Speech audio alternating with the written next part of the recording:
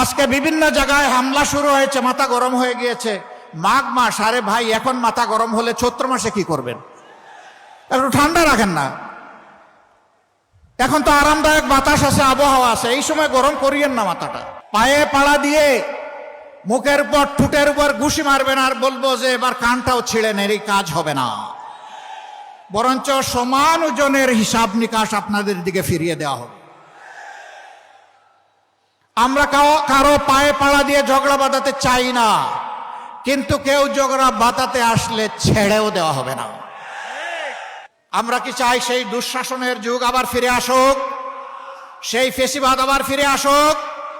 যদি আমরা না চাই, তাহলে যে দুঃখী মানুষগুলোর কথা বললাম, আজকে তাদের মুখে হাসি ফুটানোর জন্য নতুন লড়াই আমাদেরকে শুরু করতে হবে ইনশাআল্লাহ।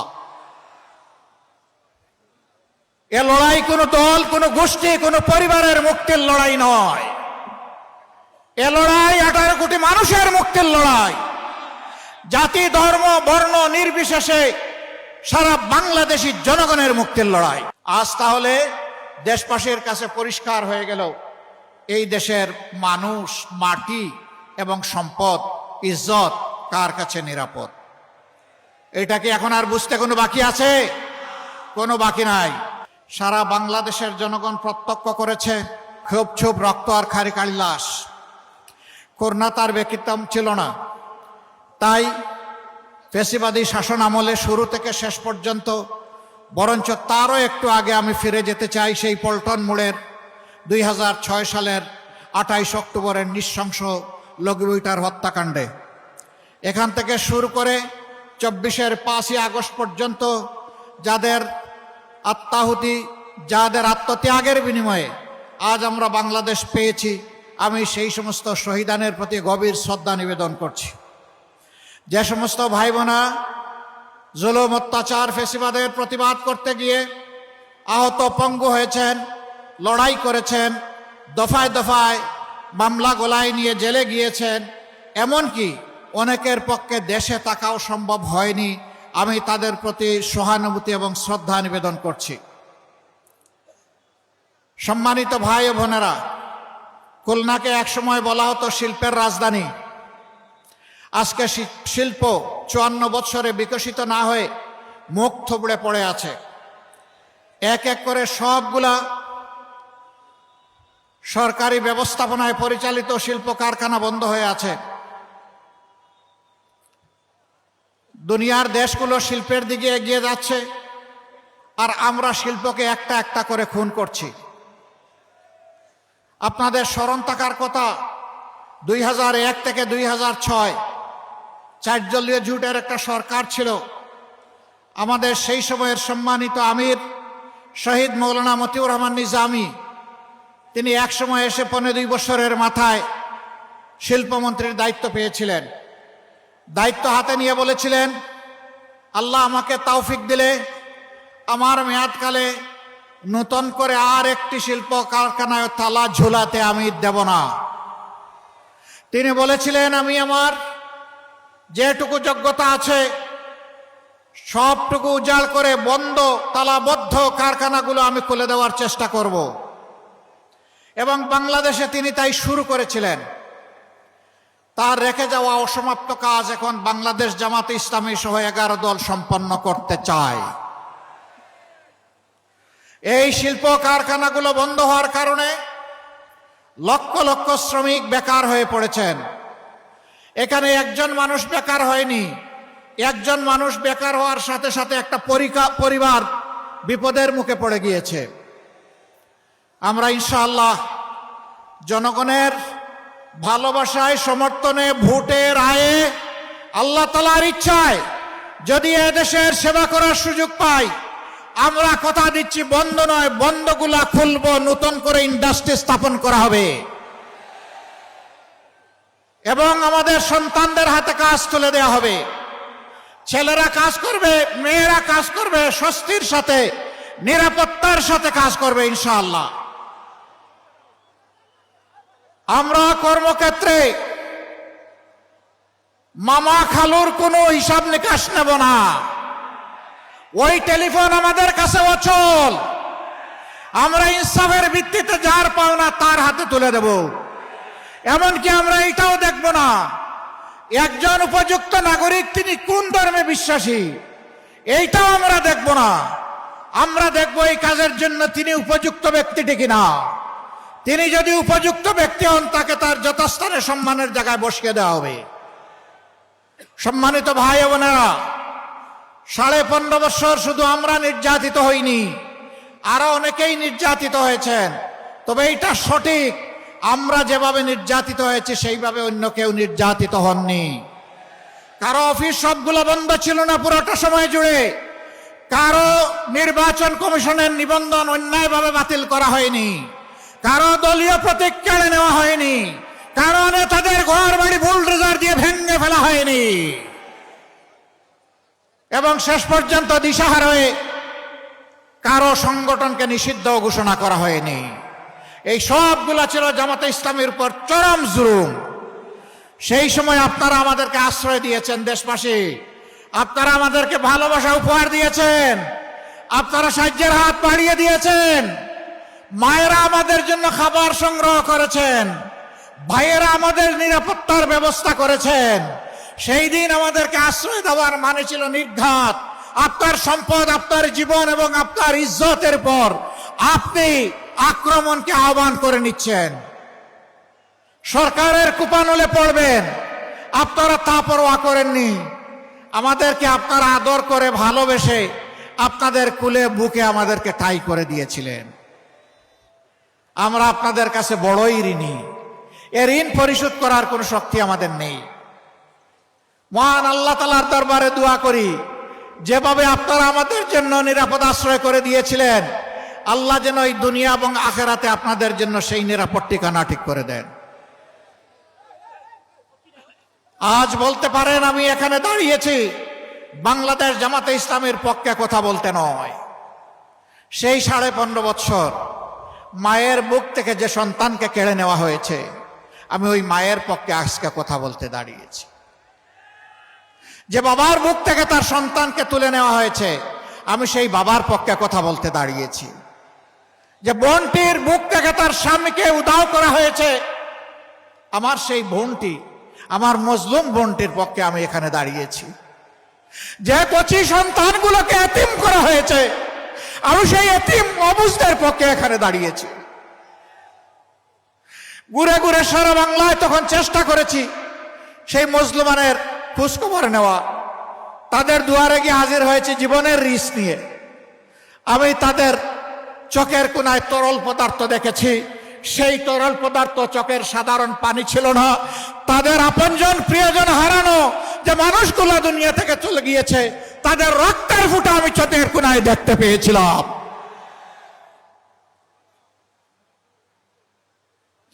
অবুঝ বাচ্চাগুলো বলতো, আসেন আমার সাথে আসেন।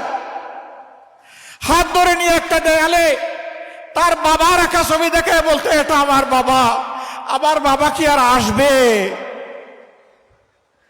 এই শিশুদেরকে জবাব দেওয়ার মতো কোনো ভাষা আমাদের বুকে টুটে ছিল না। সেদিন আমরা স্তব্ধ হয়ে গিয়েছি। সারা বাংলাদেশকে বৌদ্ধভূমিতে পরিণত করা হয়েছিল। আজ আমি তাদের পক্ষে দাঁড়িয়েছি। এইখানে আমি দাঁড়িয়েছি 18 কোটি মানুষের পক্ষে, সিন্ডিকেট করে চাঁদাবাজের কবলে ফেলে যাদের উপর আর্থিক, দৈহিক, মানসিক সব ধরনের নির্যাতন করা হয়েছে। ব্যাংকগুলা ডাকাতি করে উজাড় করে ফেলা হয়েছে। শেয়ার মার্কেট লুট করে কমপক্ষে 284 জন মানুষকে আত্মহত্যায় বাধ্য করা হয়েছে। লক্ষ লক্ষ পুঁজি বিনিয়োগকারীকে, তরুণদেরকে রাস্তায় বসানো হয়েছে। আজ আমি তাদের পক্ষে দাঁড়িয়েছি। আমি তাদের পক্ষে দাঁড়িয়েছি যারা এদেশের মানুষকে গোলাম বানিয়ে নিজেরা জমিদার হয়ে বসেছিল। তাদের বিরোধিতা করতে গিয়ে যারা আওয়াজ তুলেছিল, তাদের কণ্ঠ স্তব্ধ করে দেওয়ার জন্য জনগণের টাকায় কিনা অস্ত্র থেকে গুলি ছোড়া হয়েছিল।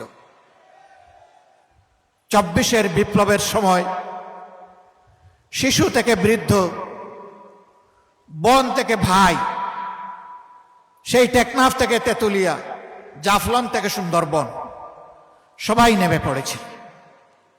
মা তার 10 মাসের কোলের অবুজ শিশু নিয়ে রাস্তায় নেমে পড়েছেন রাজধানী ঢাকার উত্তরায়। সাংবাদিক বন্ধুরা প্রশ্ন করেছে, মা আপনি এই সাংঘাতিক কাজটা করতে গেলেন কেন? তিনি জিজ্ঞেস করলেন, আমি কি সাংঘাতিক কাজ করলাম? বলে যে এই যে কোলের অবুজ শিশু নিয়ে আপনি রাস্তায় এসেছেন, মুহুর্মুহু গুলি আর টিয়ারশেলের ধোঁয়া, যদি কোনো কিছু হয়ে যায়, কয় কি হতে পারে? কয় গুলি এসে আপনাকে আপনার সন্তানকে খতম করে দিতে পারে। সে মা চিৎকার দিয়ে সেদিন বলেছিলেন, সন্তান আমার একটা নয়, আজকে বাংলার রাস্তায় আনাচে কানাচে লক্ষ লক্ষ যে তরুণ তরুণী নেমেছে, সবগুলো আমার সন্তান। আমি সেই সন্তানদের সাথে সংহতি প্রকাশ করতে এখানে এসেছি। আমি তাদেরকে সাহস দিতে এসেছি। আমি জানাতে এসেছি, কাপুরুষ বিড়াল শিগালের মতো কোনো সন্তান চাই না, সিংহ এবং বাঘের মতো সন্তান চাই। সেই মাকে ছেলেও, মায়ের জাতিকে ছেলেও। সেদিন মায়ের রাস্তায় নেমে এসেছিলেন বলেই জালিমের অস্ত্র বুতা হয়ে পড়েছিল। সম্মানিত ভাইরা, আমরা কি চাই সেই দুঃশাসনের যুগ আবার ফিরে আসুক? সেই ফেসিবাদ আবার ফিরে আসুক? যদি আমরা না চাই, তাহলে যে দুঃখী মানুষগুলোর কথা বললাম, আজকে তাদের মুখে হাসি ফুটানোর জন্য নতুন লড়াই আমাদেরকে শুরু করতে হবে ইনশাআল্লাহ। এ লড়াই কোনো দল, কোনো গোষ্ঠী, কোনো পরিবারের মুক্তির লড়াই নয়। এ লড়াই 18 কোটি মানুষের মুক্তির লড়াই। জাতি, ধর্ম, বর্ণ নির্বিশেষে সারা বাংলাদেশী জনগণের মুক্তির লড়াই। আমরা চেষ্টা করেছি 5 তারিখ আল্লাহ তাআলার পক্ষ থেকে এই নিয়ামত পাওয়ার সাথে সাথে সেজদায় পড়ে আল্লাহ শুকরিয়া আদায় করতে। আমরা সেদিন দেশবাসীকে আশ্বস্ত করে সাহস দিয়ে বলেছিলাম, জুলুম আমাদের উপর যাই করা হোক না কেন, আমরা ইনশাআল্লাহ এখন শান্ত থাকব, ধৈর্য ধরব, এবং আমরা দেশবাসীর জান, মাল, ইজ্জত, আবরুর পাহারাদারের দায়িত্ব পালন করব। আমরা আমাদের কথা রেখেছি। আমরা বলেছিলাম, আমাদের সম্পদ লুণ্ঠন করা হয়েছে, ঘরদুয়ার ভেঙে দেওয়া হয়েছে, চাকরি থেকে তাড়িয়ে দেওয়া হয়েছে, তাই বলে কারো সম্পদের উপর আমরা হাত দিব না, আমরা কোনো চাঁদাবাজি করব না। আমরা আমাদের কথা রেখেছি। আমরা বলেছিলাম, যারা আমাদের ক্ষতি করেছে আজ আমরা ঘোষণা করছি তাদের উপর থেকে আমরা কোনো প্রতিশোধ নেব না। আমরা আমাদের কথা রেখেছি। আমরা বলেছিলাম, আমরা মামলা দিয়ে হয়তো কোন নাগরিককে আমরা কষ্ট দিব না, হয়রানি করব না। আমরা আমাদের কথা রেখেছি। আমরা সেটা করিনি। আমরা বলেছিলাম, এই দেশ শুধু মুসলমানদের নয়, অবশ্যই মুসলমান এখানে সংখ্যাগরিষ্ঠ, কিন্তু মিলেমিশে ফুলের বাগান, আরো 3টি ধর্মের লোক এখানে বসবাস করেন। আমরা তাদের জীবনের ইজ্জত এবং সম্পদের পাহারাদার হয়ে দাঁড়িয়ে গেলাম। কোন দুর্বৃত্ত তাদের দিকে চোখ তুলে তাকাতে পারবে না, কোনো হাত তাদের দিকে বাড়াতে পারবে না। আমরা আশা করেছিলাম রাজনৈতিক দলগুলো সেখানে দায়িত্বশীলতার পরিচয় দেবে, কিন্তু আফসোস সকলে এই দায়িত্বশীলতার পরিচয় দিতে পারেননি। আজ তাহলে দেশবাসীর কাছে পরিষ্কার হয়ে গেল, এই দেশের মানুষ, মাটি এবং সম্পদ, ইজ্জত কার কাছে নিরাপদ। এটা কি এখন আর বুঝতে কোনো বাকি আছে? কোনো বাকি নাই। যুবক বন্ধুরা, তোমরা বুক চিতিয়ে লড়াই করে আমাদেরকে মুক্তি এনে দিয়েছ, তোমাদেরকে মোবারকবাদ। কিন্তু আমরা তোমাদের হাতে বেকারের ভাতা তুলে দিয়ে অপমান করতে চাই না। আমরা তোমাদের প্রত্যেকটি যোদ্ধার হাতকে কর্মী এবং কারিগরের হাতে পরিণত করতে চাই, এবং তোমাদের হাতে, যুবক যুবতীদের হাতে আমরা মর্যাদার সেই কাজগুলো তুলে দিতে চাই। সেদিন তোমরা গর্ব করে বলবে, আমিও আমার নতুন বাংলাদেশের একজন গর্বিত কারিগর, আমারও অবদান আছে। আমি বসে বসে বেকার ভাতা আমি খাই না, বরঞ্চ আমি আমার জাতিকে দিতে চাই। আমরা এইভাবেই আমাদের যুব সমাজকে কর্মসংস্থানের মাধ্যমে একদিকে দেশ গড়া, আরেকদিকে তাদেরকে সম্মানিত করতে চাই। যদি এটা আমরা পারি, তাহলে বিপ্লবে তোমাদের ভূমিকার কিছুটা হলে আমরা ঋণ পরিশোধ করতে পারলাম বলে মনে সান্ত্বনা পাব। মা বোনেরা, ইনশাআল্লাহ এই নতুন বাংলাদেশ আল্লাহ যদি আমাদেরকে গড়ার সুযোগ দেন, এই নতুন বাংলাদেশে আপনি আপনার নিজ গৃহে অবস্থানস্থলে আবাস ভূমিতে আপনি চলাচলের সময় এবং কর্মক্ষেত্রে সব জায়গায় ইনশাআল্লাহ দুটি জিনিস আপনাদেরকে আমরা নিশ্চিত করতে আমরা প্রতিজ্ঞাবদ্ধ। একটি আপনাদের মায়ের মর্যাদা, দ্বিতীয়টি হচ্ছে আপনাদের নিরাপত্তা। এই দুইটা ইনশাআল্লাহ আমরা নিশ্চিত করব। সম্মানিত ভাই বোনেরা, খুলনা অঞ্চল ছিল একসময় ইন্ডাস্ট্রি এবং কৃষিতে সমান তালে পাল্লা দেওয়া, দুইটাই এখন শেষ। জলাবদ্ধতার কবলে পড়ে, লবণাক্ত পানির কবলে পড়ে, দফায় দফায় বাঁধ ভাঙন দিয়ে জোয়ার আসার কারণে আজকে কৃষকদের একেবারেই বিধ্বস্ত অবস্থা। আর শিল্পের কথা আগেই বলেছি, আল্লাহ যদি আমাদেরকে এই দেশের খেদমতের দায়িত্ব দেন, আমরা কথা দিচ্ছি আপনাদের সাথে বসে, আপনাদের সাথে ডায়ালগ করে কোন কাজটা আগে করলেও এই এলাকার উন্নয়ন হবে, দেশের উন্নয়ন হবে, আমরা তা ঠিক করব। অগ্রাধিকারের ভিত্তিতে আপনাদের সম্পদ আপনাদের হাতে তুলে দিব উন্নয়নের জন্য ইনশাআল্লাহ। এটা আমাদের বাপ দাদার সম্পদ হবে না, এটা হবে জনগণের সম্পদ। এবং প্রত্যেকটি সম্পদের বাজেটের আমাদের কাছ থেকে জবাব নেওয়ার অধিকার আপনাদের নিশ্চিত করা হবে ইনশাআল্লাহ। আমরা ঘোষণা করেছি আমাদের কোনো মন্ত্রী এমপি যদি আল্লাহ কবুল করেন, তাহলে সরকারি তহবিল বলতে কিছুই নেই, জনগণের সম্পদের দিকে চোখ তুলে আমরা তাকাবো না। আল্লাহ যা হালালভাবে আমাদেরকে দিবেন তাই নিয়ে ইনশাআল্লাহ আমরা জনগণের খেদমত চালিয়ে যাব এবং আল্লাহর সাহায্য নিশ্চিতভাবে আমরা পাবো। আমরাও সম্মানের সাথে আপনাদের সাথে সেদিন বসবাস করব। এখন আমরা দেখতে পাই একজন এমপি হয়েছেন, মাত্র 5 বছরের মাথায় তার সম্পদ বেড়ে যায় 500 গুণ। জিজ্ঞেস করা হয় আপনার ব্যবসাটা কি ছিল, বলে যে মাছ চাষ। জিজ্ঞেস করা হয় মাছের গেটটা কোথায়, বলে আমি সঠিক বলতে পারবো না। সম্মানিত ভাইরা, পানির নিচে দেখা যায় না তো, এই জন্য হিসাব মিলাইয়া দিয়া দেয়। আমরা ওই রকম মাছ চাষি হব না। হ্যাঁ, আমাদের মধ্যে কেউ যদি মাছ চাষি হন, তিনি ন্যায্যতার ভিত্তিতে হালালভাবে মাছ চাষ করবেন ইনশাআল্লাহ। জনগণের সম্পদকে ওই পানির নিচে লুকিয়ে রাখবেন না, বেগম পাড়া গড়বেন না, নিজেদের জন্য সিঙ্গাপুর বানাবেন না, বরঞ্চ গোটা বাংলাদেশকেই একটা মর্যাদাশীল রাষ্ট্র হিসাবে একটা শক্ত অর্থনৈতিক ভিত দেওয়ার জন্য আমরা লড়াই চালিয়ে যাব ইনশাআল্লাহ। আমরা জানি এই ব্যবস্থাকে অনেকে পছন্দ করে না, অনেকেই আবার ওই সেই পুরাতন ফেসিবাদের এপ্রন গায়ে দিতে চায়। তাদেরকে আমরা বলি, যুব সমাজ জানিয়ে দিয়েছে আমরা ওই বস্তা পচা পুরানা বন্দোবস্ত চাই না। 5টি বিশ্ববিদ্যালয়ে তরুণ, সচেতন, শিক্ষিত, সুশিক্ষিত, উচ্চশিক্ষিত যুবক যুবতীরা তাদের রায় দিয়ে বলে দিয়েছে আমরা এখন ইনসাফের পক্ষে, নূতন বাংলাদেশের পক্ষে, আমরা এখন ঐক্যের পক্ষে, আমরা বিভক্তির পক্ষে নই। আশ্চর্য বিষয়, আমাদের একটি বন্ধু সংগঠন তারা ফ্যামিলি কার্ড দেওয়ার ঘোষণা করেছেন এবং এটাও বলেছেন যে এটা মায়ের হাতে দেবেন। তারা একদিকে দিচ্ছেন ফ্যামিলি কার্ড, আর একদিকে দিচ্ছেন আমার মায়ের গায়ে হাত। এই দুইটা একসাথে চলে না। আমরা অনুরোধ করব, নিজের মাকে সম্মান করুন। যদি আপনি নিজের মাকে সম্মান করতে পারেন, তাহলে গোটা মায়ের জাতিকে আপনি সম্মান করতে পারবেন। আর যদি নিজের মাকে সম্মান না করতে পারেন, আপনি বাংলাদেশের একজন নারীকেও সম্মান করতে পারবেন না। আজকে বিভিন্ন জায়গায় হামলা শুরু হয়েছে, মাথা গরম হয়ে গিয়েছে। মাঘ মাস, আরে ভাই এখন মাথা গরম হলে চৈত্র মাসে কি করবেন? একটু ঠান্ডা রাখেন না। এখন তো আরামদায়ক বাতাস আছে, আবহাওয়া আছে, এই সময় গরম করিয়েন না মাথাটা। জনগণের রায়ের প্রতি আস্থা রাখুন। অতীতে জনগণের রায়কে যারা সম্মান করে নাই, তাদের পরিণতি কি হয়েছে তার থেকে আমাদের সকলের শিক্ষা নেওয়া উচিত। হ্যাঁ, জনগণের গায়ে হাত দিতে পারবেন, পিঠে চাবুক মারতে পারবেন, কিন্তু জনগণের হৃদয় এবং কলিজা জয় করতে পারবেন না। হৃদয় কলিজা যদি জয় করতে হয়, তাহলে সকলকে তার নিজ নিজ জায়গায় সম্মান দিতে হবে, বিশেষ করে মায়ের জাতিকে। আমাদের কথা ভাই একেবারেই স্পষ্ট, জীবন দিব, আমার মায়ের ইজ্জত দেব না। মায়ের ইজ্জতের জন্য লড়ে যাব। সুতরাং কেউ আর মেহেরবানি করে এই অপকর্ম করবেন না। যারা করেছেন তওবা করেন, সংশ্লিষ্ট ব্যক্তির কাছে মাপ চেয়ে নেন। তিনি চাইলে মাফ করে দিতে পারেন, আল্লাহ আপনাকে মাফ করে দিতে পারেন।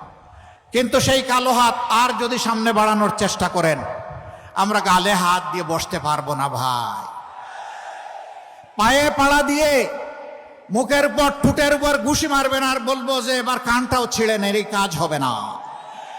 বরঞ্চ সমান ওজনের হিসাব নিকাশ আপনাদের দিকে ফিরিয়ে দেওয়া হবে। আমরা কারো পায়ে পাড়া দিয়ে ঝগড়া বাঁধাতে চাই না, কিন্তু কেউ ঝগড়া বাঁধাতে আসলে ছেড়েও দেওয়া হবে না। পারবেন আপনারা? এখন থেকে পাহারাদারের ভূমিকা পালন করবেন। প্রত্যেকটি নরনারীর ভোটের অধিকার আপনারা পাহারা দিবেন। ভোট যার ইচ্ছা যেখানে তাকে দিবে, কিন্তু আমরা ভোটের বাক্স পর্যন্ত ভোটারকে পৌঁছে দিতে চাই। ওই বাক্স পর্যন্ত ভোটার পৌঁছার পরে তারা নিজের ভোটের হিসাব তারা গ্রহণ করবে ইনশাআল্লাহ। আমরা 13 তারিখ থেকে আল্লাহ তাআলার দরবারে একটা নতুন বাংলাদেশ চাই, একটা অভিশাপ মুক্ত বাংলাদেশ চাই। আমার মায়ের জন্য একটা নিরাপদ বাংলাদেশ চাই, শিশুদের জন্য একটা নিরাপদ বাংলাদেশ চাই, আবাল বৃদ্ধ বনিতার জন্য একটি নিরাপদ বাংলাদেশ চাই, সকল ধর্ম বর্ণের মানুষের জন্য নিরাপদ বাংলাদেশ চাই। সেই বাংলাদেশ চাইলে এখন থেকে দুটি ভোটের ব্যাপারে কঠিন সিদ্ধান্ত এবং স্পষ্ট সিদ্ধান্ত নিতে হবে। হ্যাঁ ভোট মানেই হচ্ছে আজাদি, না ভোট মানে হচ্ছে গুলামি। এবার আপনারা বলুন, আজাদি না গুলামি? আজাদি না গুলামি?